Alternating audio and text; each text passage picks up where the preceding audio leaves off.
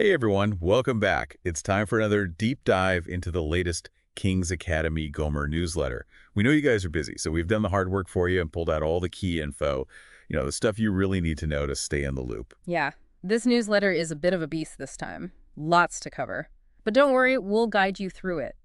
We've got student successes to celebrate, dates for your diary, and a few important changes to be aware of. Things that will directly affect you as Gomer parents. First up, let's celebrate some student achievements. We always love to start with some good news. Absolutely.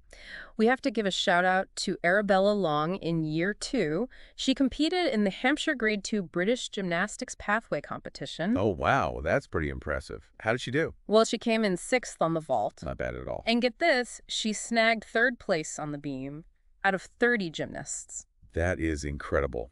Arabella, you're a star. We also have to mention Charlie Dickens and Jude Harvey Guttridge. Oh yes, I read about them. They completed the Endurance 10 hike. It's a 10K track, And apparently it was super muddy this year. Through the Chilterns, they really pushed themselves. That's the Gomer spirit right there. Determination and resilience. And speaking of achievements, a quick reminder to parents. If your child has done something amazing outside of school, let the school know. Yes, they love to celebrate all successes, big or small. It's what makes Gomer such a special community. Now, on to the nitty-gritty stuff. Dates. What do we need to know for April? Well, just a quick daily reminder, the playground opens at 8:40 each morning, and the school day runs from 8:45 a.m. to 3:10 p.m. So, just keeping to that schedule keeps things running smoothly. Right. No rushing in the mornings. Everyone needs their breakfast. And for after school, there's a whole bunch of clubs. Which ones are running this term? Art club for years 3 and 4, girls football for years 5 and 6. There are also 2 invitation-only clubs starting on April 28th. Calculation Club for year 3, and Gomer Growers. Those sound interesting. What are Gomer Growers all about? I believe they're getting involved with the school gardens, learning about planting and growing.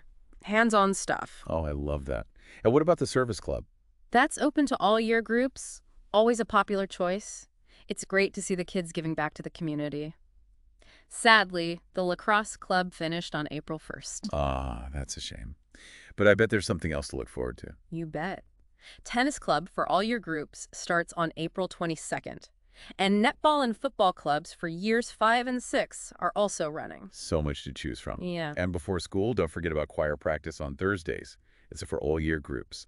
And there's a choir trial on April 3rd for anyone who wants to give it a go. Oh, yes, that's a great opportunity. Might unearth some hidden talents. Now, for some specific dates to jot down. The school nursing team is having a drop-in session on April 3rd.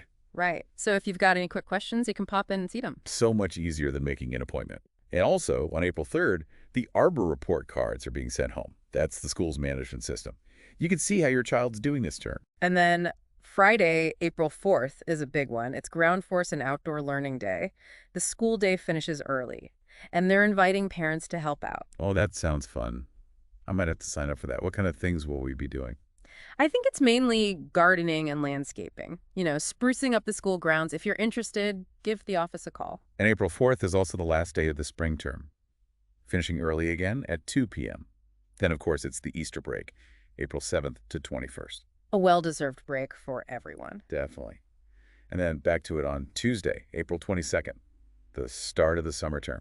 Also starting on April 22nd, Class 4LW will have their swimming lessons on Tuesdays. Speaking of important dates, April 25th is Military Child Day. Right. A chance to show our support for the military families in our school community. Children can wear purple accessories with their uniform that day. I love that. A nice way to acknowledge their experiences.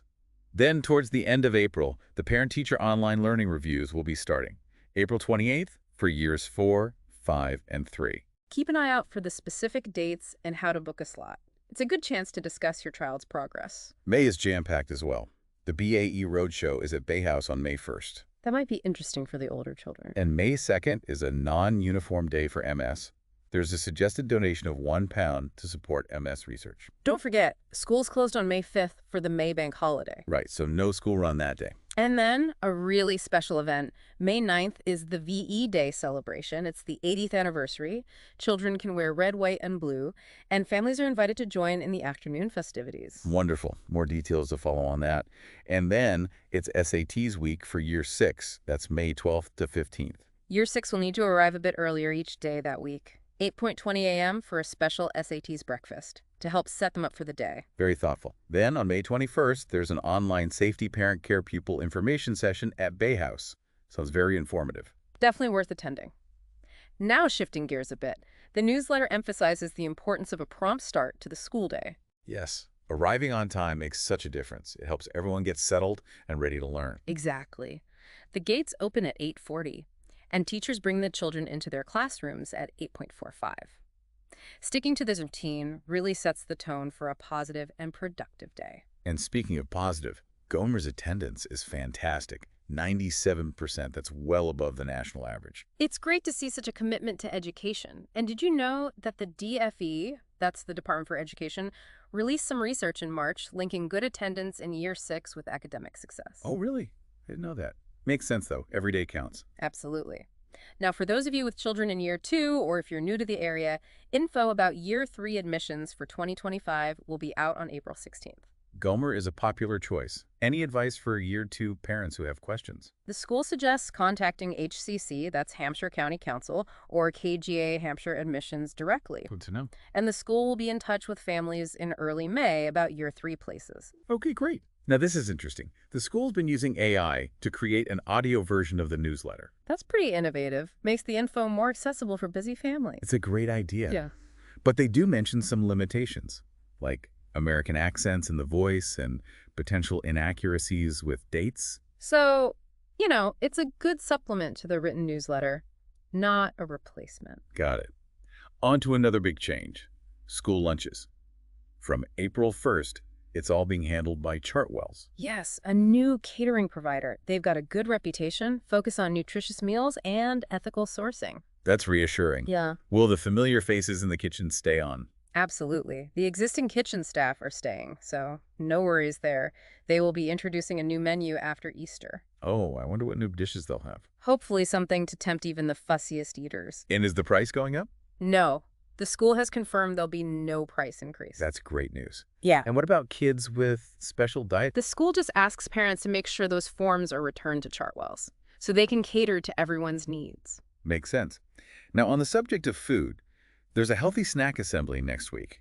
Yes, a good reminder about the school's healthy snack policy. What can kids bring? Things like fruit, vegetables, popcorn, cereal bars, crackers, yogurts, healthy choices. So no crisps or chocolate. It's best to save those for lunchtime or after school. The newsletter explains why healthy snacks are so important.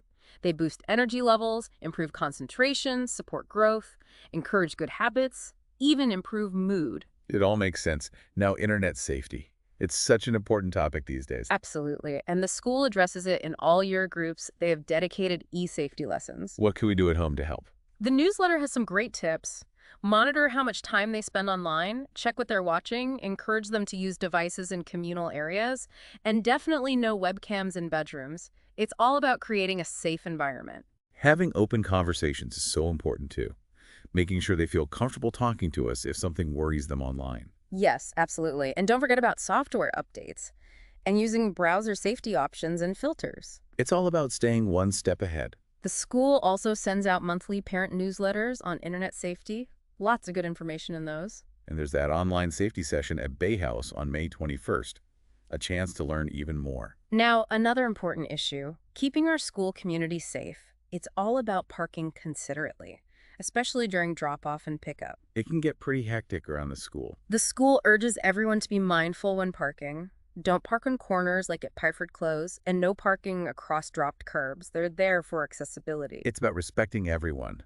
And what about Ladram Close? Reversing along there is a big no-no, especially with so many children around. They suggest trying park and stride.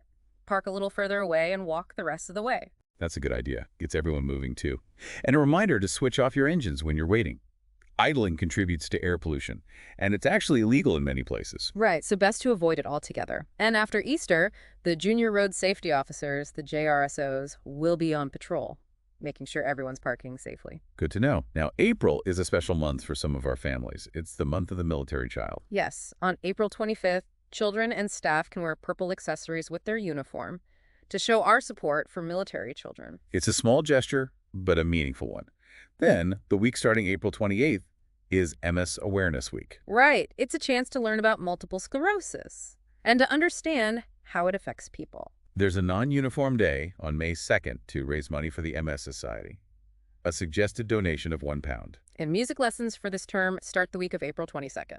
Now let's go back to April 4th, the Ground Force and Outdoor Learning Day. Yes, they're really encouraging parents to help out. If you can spare some time, get in touch with the office. You can work independently or with your child, and if you have any named gardening tools you could bring, that would be fantastic, as well as donations of good quality plants. And make sure the kids wear clothes they can get dirty in. Wellies are a must. And years 3 and 5 also need trainers. Okay, for all our Year 6 parents, SATs are coming up in May 12th to 15th. The school wants to reassure you that their focus is on the children's overall progress and well-being. They'll be sharing info about SATs results in the annual reports in July, and also with secondary schools to make the transition smoother. That's good to know. And what about those SATs breakfasts? They start at 8:20 a.m. each morning during SATs week to make sure the Year 6 students have a good start to the day. Any advice for parents on how to support their children during this time? The newsletter suggests encouraging them to do some practice work over Easter, make sure they get enough sleep, and talk to them about their feelings.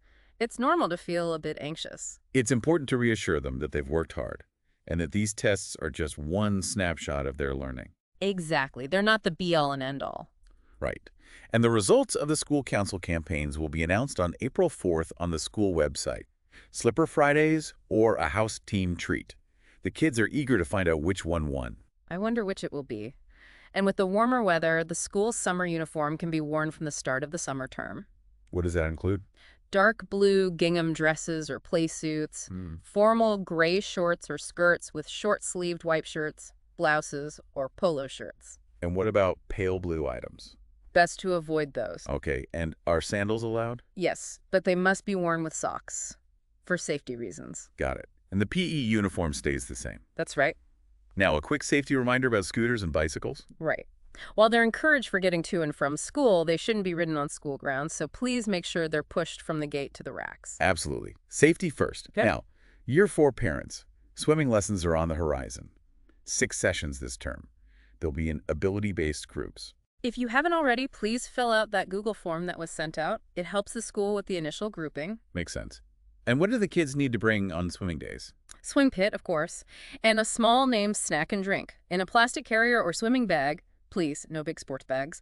And they'll need a coat or jacket for afterwards. When are the lessons for each class? 4LW swims first half term starting on April 22nd, and 4IA swims second half term starting on June 4th. A good time to get organized over Easter. Maybe get some practice in, too, especially if your child isn't confident in the water. That's a good idea. Now, a couple of updates about the school grounds. Those rotten cherry trees by the picnic area have been removed, for safety reasons, obviously. Good to know they're on top of that. They're planning to resurface the picnic area and plant a new cherry tree somewhere else soon. Sounds lovely. And finally, a big date for your diaries. The 80th anniversary of VE Day is coming up on May 8th. The school will be marking the day itself on May 8th, but the main family celebration is on the afternoon of May 9th. Everyone's invited. What should we wear? Red, white, and blue. More details will be shared after Easter.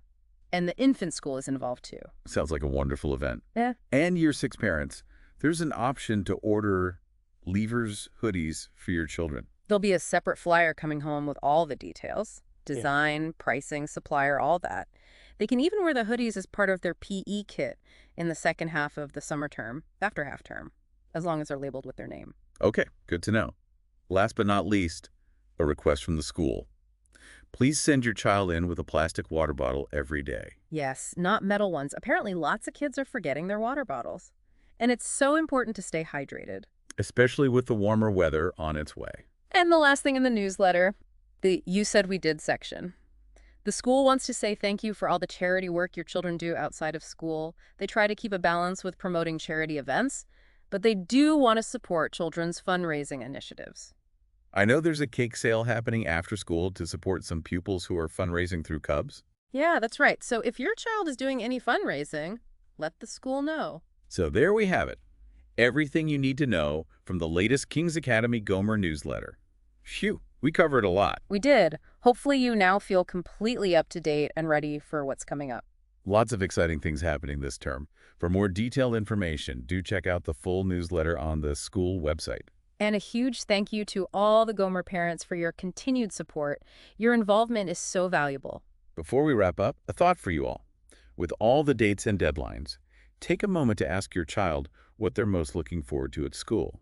It's always great to hear what excites them. It might surprise you, and it's a good way to connect with them beyond the day-to-day school routine. Well said. Thanks for joining us, everyone. Until next time. Bye for now.